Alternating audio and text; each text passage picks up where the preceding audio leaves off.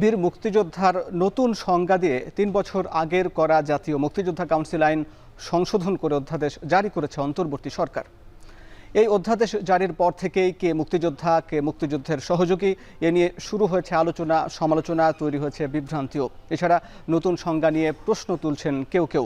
ভোটের ট্রেনের এসব বিষয় নিয়ে আজ আলোচনা করতে চাই। সঙ্গে আছি আমি হাসিব বিল্লাহ।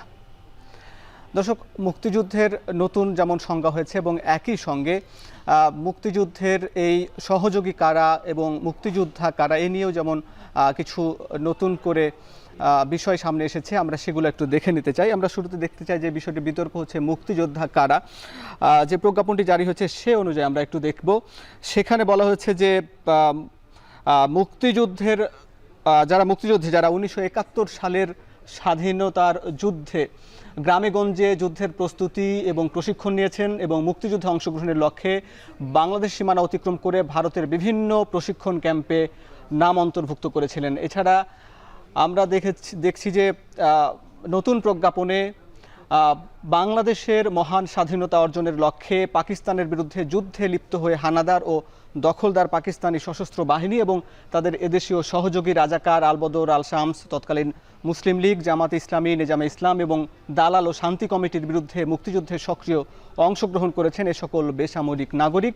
এছাড়া আমরা দেখছি যে প্রবাসী বাংলাদেশ সরকার বা মুজিবনগর সরকারের সম্পৃক্ত এবং গণপরিষদের সদস্য যারা হয়েছিলেন, এছাড়া স্বাধীন বাংলা বেতার কেন্দ্রের শিল্পী, কলাকুশলী এবং দেশ বিদেশে মুক্তিযুদ্ধের সপক্ষে দায়িত্ব পালনকারী সব বাংলাদেশি সাংবাদিক এবং স্বাধীন বাংলা ফুটবল দল। বলা হয়েছে প্রজ্ঞাপনে এগুলো মুক্তিযোদ্ধার নতুন সংজ্ঞায় তারা অন্তর্ভুক্ত হবেন এবং মুক্তিযুদ্ধের সহযোগী কারা সেটিও আমরা একটু দেখে নিতে চাই।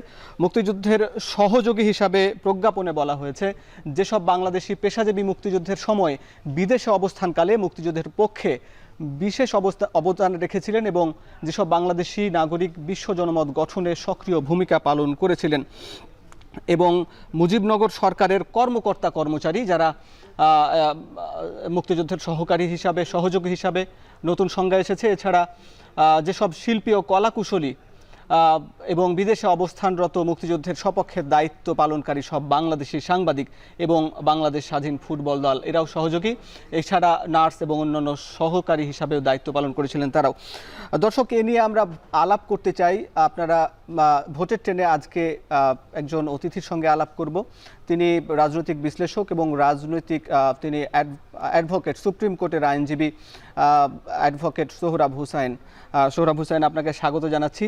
এই যে মুক্তিযুদ্ধের নতুন সংজ্ঞায়ন হলো, এইটাকে নিয়ে যে রাজনৈতিক মহলে আলোচনা সমালোচনা হচ্ছে, আসলে এটা কি নতুন সংজ্ঞায়নটা কি কোনো রাজনৈতিক উদ্দেশ্য কিনা এবং নতুন সংজ্ঞায় কি আছে এর বিস্তারিত জানাবেন।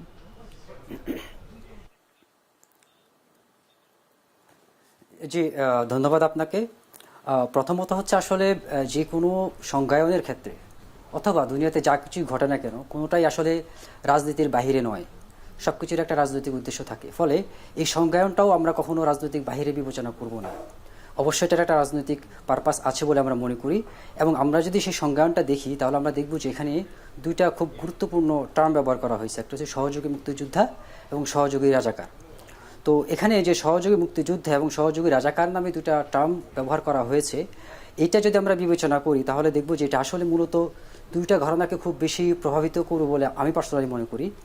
তার মধ্যে একটা হচ্ছে সেকুলার বাঙালি জাতীয়তাবাদী বয়ান এবং আরেকটা মুসলিম জাতীয়তাবাদী বয়ান, এটাকে প্রভাবিত করবে বলে আমি মনে করি। কারণ কি, এর মূল কারণ হচ্ছে আমরা যদি সেকুলার বাঙালি জাতীয়তাবাদী বয়ান দেখি তাহলে সেখানে যে সুপ্রিম লিডার ধরা হয় বা সুপ্রিম আইকনিক ফিগার ধরা হয় তাহলে সেটা হচ্ছে শেখ মুজিবুর রহমান। এখন আমরা যদি বলি যে যারা বিদেশে অবস্থান করেছিল তারা সহযোগী, তাহলে এই সংজ্ঞায় দেখা যাচ্ছে যে শেখ মুজিবুর রহমান নিজেই কিন্তু একজন সহযোগী হয়ে যায়।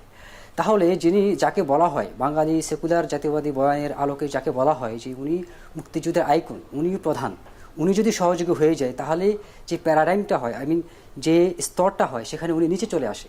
ফলে এখানে আইকনিক যে ফিগার হিসেবে শেখ মুজিবুর যে অবস্থানটা সেটা নিচে চলে আসে। ফলে এটা সেকুলার বাঙালি জাতীয়তাবাদী যে বয়ানটা রয়েছে সেটাকে সরাসরি হিট করে। ফলে এটা তাদের জন্য একটা মাথা ব্যথার কারণ হতে পারে।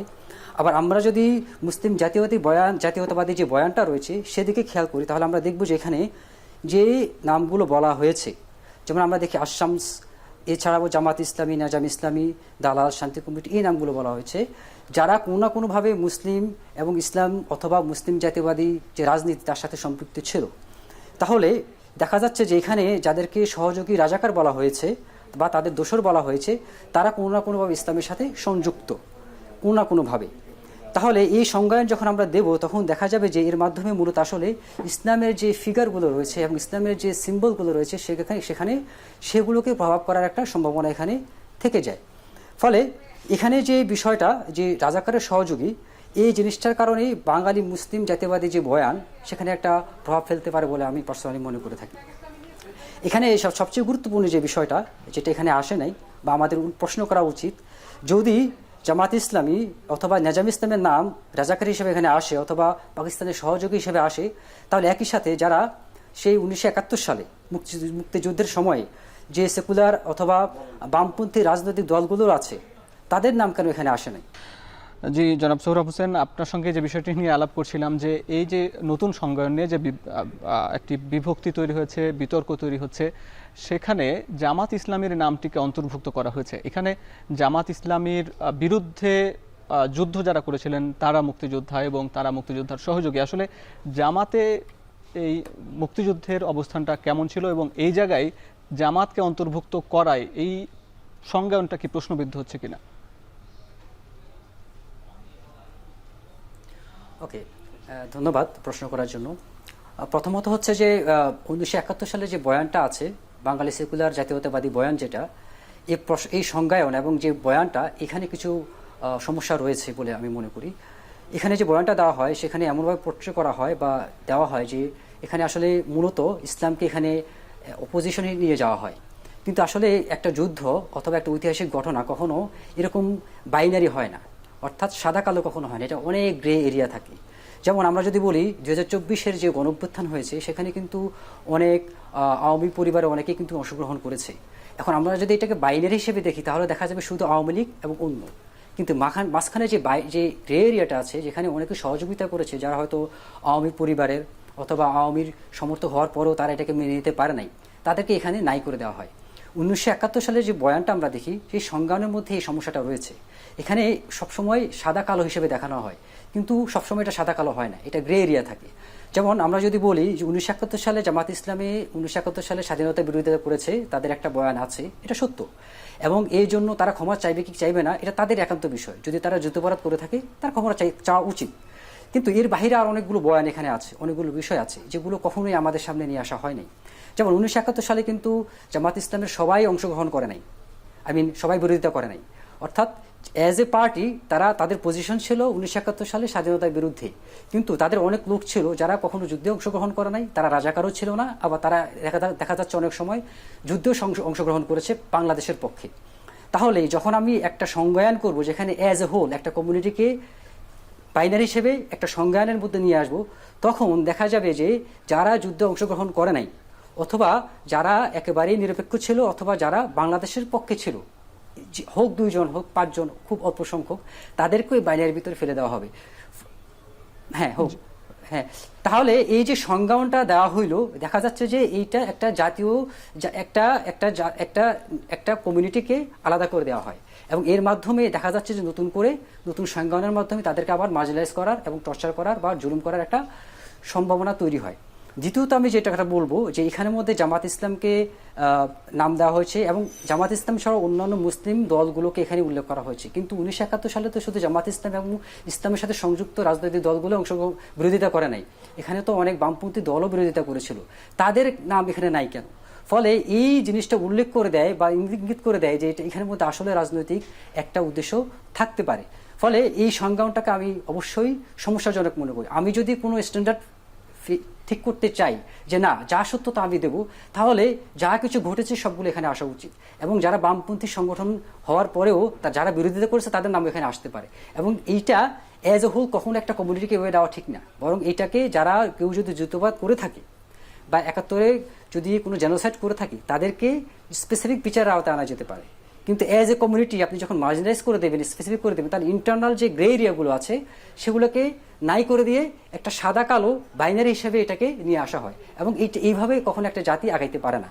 ফলে আমি মনে করি জামাত ইসলামকে অ্যাজ এ হোল নিয়ে আসাটা একটা সমস্যাজনক। এবং একই সাথে আমরা যদি দেখি যে বর্তমানে যে যুদ্ধাপরাধ বিচার হয়েছে, তা সেখানে দেখা যাবে যে এখানে বর্তমানে এসে যে অনেক রাজনৈতিক নেতা, বিশেষ করে এটিএম আজহারুল ইসলাম, উনি কিন্তু নির্দোষ প্রমাণিত হয়েছে। ফলে দেখা যাচ্ছে যে এই যে গ্রে এরিয়ার কথা আমি বললাম, এই জিনিসটা প্রমাণ করে যেখানে অনেক গ্রে এরিয়া আছে। ফলে এইভাবেই একটা রাজনৈতিক দলকে এখানে সরাসরি নাম উল্লেখ করে দেওয়াটা আমি যৌক্তিক মনে করি না। কিন্তু জামাতের ৭১-এর অবস্থান নিয়েও তো এখনো প্রশ্ন আছে, এবং সেখানেও দাবি তোলা হয় যে জামাতকে ক্ষমা চাওয়ার বিষয়টি, জামাতের ভুল স্বীকারের বিষয়টি, তবুও জামাতের অবস্থান পরিষ্কার করার বিষয়টি এখন আরও বেশি সামনে আসছে। আসলে জামাত কি এখন অবস্থান করা উচিত, কি জামাত দল হিসাবে তাদের অবস্থান স্পষ্ট করা উচিত কিনা, আপনি কি মনে করেন? ওকে, ধন্যবাদ। দুইটা বিষয় এখানে আছে। একটা হচ্ছে জামাত ইসলাম যদি যুদ্ধাপরাধ করে থাকে, আই মিন আমাদের ইতিহাসের পর্যালোচনা এবং লয়ের আলোকে আমি ধরে নিচ্ছি জামাত ইসলাম যুদ্ধাপরাধ করেছে। যদি করে থাকে তাহলে অবশ্যই তাদের ক্ষমা চাওয়া উচিত, কোনো সমস্যা, কোনো ব্যাখ্যা নাই এটার মধ্যে। কিন্তু কথা হইল, যারা ক্ষমা চাচ্ছে তারা কি উইথ গুড ফেইথ আসছে? আই মিন তারা কি আসলেই চাচ্ছে যে ক্ষমা চাওয়ার মাধ্যমে এই ৭১-এর রাজনীতির একটা অবসান হোক, নাকি এটাকে আরও রাজনীতি করা হবে? নাকি তারা চাচ্ছে যে ১৯৭১ সালে জামাত ইসলামী ক্ষমা চাওয়ার মাধ্যমে তারা যে স্বীকার করে নেবে, তারপর আবার রাজনীতি করা হবে যে তারা যেহেতু ক্ষমা চেয়েছে তার মানে তারা যুদ্ধাপরাধ করেছে, সুতরাং এই যে বিচারটা করা হইল, এই বিচারের মধ্যে ভুল ত্রুটি থাকার পরেও তারা যেহেতু স্বীকার করে নিয়েছে যে ১৯৭১ সালে তারা অপরাধ করেছে, তার মানে এটা ঠিক আছে। ফলে এই যে এই দুই পক্ষের যে অবস্থান, এই দুইটাই স্পষ্ট না। জামাত ইসলাম কখনো স্পষ্ট বক্তব্য দেয় নাই ১৯৭১ নিয়ে, আবার যারা জামাতকে বারবার বলতেছে ক্ষমা চাওয়ার জন্য, তাদেরও যে ইন্টেনশন, এটাও যে একেবারে সত্য বা সৎ, এবং তারা আসলেই চায় বাংলাদেশ এগিয়ে যাক ৭১-কে সাথে নিয়েই, তার সত্য ঘটনাগুলোকে বাস্তবতা মেনে নিয়েই, সেটাও কিন্তু স্পষ্ট না। ফলে এই দুই পক্ষকে আগে স্পষ্ট হতে হবে। যারা দাবি করতেছে তাদের স্পষ্ট হওয়া উচিত তারা ৭১ সাল নিয়ে জামাত ইসলাম যদি ক্ষমা চায়, তারা সেইটা ক্ষমা মেনে নিয়ে তাদেরকে স্পেস দেবে কিনা। যদি না দেয় তাহলে জামাত ইসলাম তো কখনোই ক্ষমা চাইবে না। ফলে ইন্টারনাল যে রাজনীতির যে প্রশ্নটা, এটা কিন্তু এখানে থেকে যায়। আমি পার্সোনালি মনে করে থাকি, আমি বলে থাকি যে ১৯৭১ সালে জামাত ইসলামের যে ভূমিকা, রাজনৈতিক ভূমিকাটা ছিল, এটা অবশ্যই প্রশ্ন আছে। এবং যেহেতু একটা যুদ্ধ হয়েছে, সেখানে জেনোসাইড হয়েছে, এবং এই মোরাল গ্রাউন্ড থেকে জামাত ইসলামের যে অবস্থানটা, এটা তার পরিষ্কার করা অবশ্যই উচিত। তবে একই সাথে যারা তাদের ক্ষমা চাইতে বলে, তাদের যে মোরাল গ্রাউন্ড, সেটাও পরিষ্কার করা উচিত বলে আমি মনে করি। যে ৭১-এ আওয়ামী লীগের অবস্থান এবং জামাতের অবস্থান, এবং একই সঙ্গে ২৪-এর যে গণ অভ্যুত্থান হলো, সেখানেও আওয়ামী লীগের অবস্থান, জামাতের অবস্থান পুরোপুরি বিপরীত। বিশেষ এই জায়গায় আওয়ামী লীগ যেভাবে আমরা ক্ষমা চাওয়ার বিষয়টি সামনে আসছে, যে তার এই গণহত্যার জন্য আওয়ামী লীগকে ক্ষমা চাওয়া উচিত, একই সঙ্গে কি জামাতেরও বিষয়টি প্রাসঙ্গিক ৭১-এ? হ্যাঁ, ধন্যবাদ। অবশ্যই ২০২৪-এর জন্য যদি আওয়ামী লীগকে ক্ষমা চাইতে হয়, তাহলে অবশ্যই ৭১ সালেও কিন্তু জামাতের ক্ষমা চাওয়ার বিষয়টা আসে।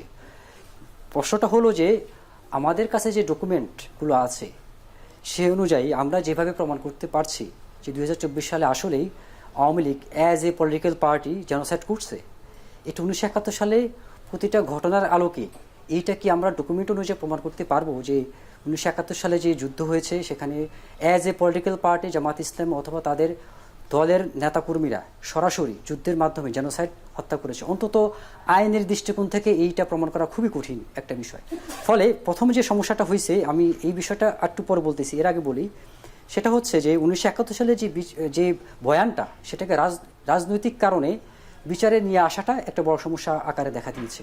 এটা রাজনৈতিক বয়ান হিসেবে থাকলেই বরং সেকুলারদের জন্য ভালো হইতো, এটা আমার পার্সোনাল মতামত। এটা রাজনৈতিক বিষয়টা, ইতিহাসের বিষয়টা যখন বিচারের মধ্যে নিয়ে আসে, তখন সেটা কিন্তু আসলে প্রমাণ করা যায় না। ফলে আমরা যদি বলি যে যেহেতু এটা প্রমাণ করা যাচ্ছে না ২০২৪-এ এসেও, যে ১৯৭১ সালে যে যাদেরকে অভিযোগ করা হয়েছে জামাত ইসলামের, তাদেরকে যেহেতু প্রমাণ করতে পারে না, অ্যাটলিস্ট আজহারুল ইসলামের রায়টা আমরা যদি পড়ি, অ্যাটলিস্ট এটা, বাকিগুলো তো পরে, যেহেতু এটা ক্যাঙ্গারু একটা কোর্ট ছিল। ফলে এখানের মধ্যে যদি আমরা দেখি যে এই যে বয়ানটা এখন দাঁড়াচ্ছে, যেটা প্রমাণ করতেছে যে জামাত ইসলামে যারা নেতৃবৃন্দ আছে তারা আসলে ১৯৭১ সালের যুদ্ধে জড়িত ছিল না সরাসরি।